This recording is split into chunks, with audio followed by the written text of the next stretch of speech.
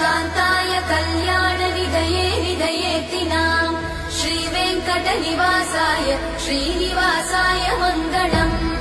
लक्ष्मी सविभ्रमालोकसुभ्रूविभ्रमचक्षुषे चक्षुषे सर्वलोकानां वेङ्कटेशाय मङ्गलम्।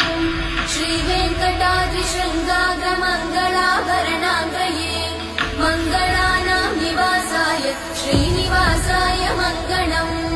सर्वावयव सौन्दर्य सम्पदा सर्वचेतसां सदा सम्मोहनायास्तु वेङ्कटेशाय मङ्गलम्।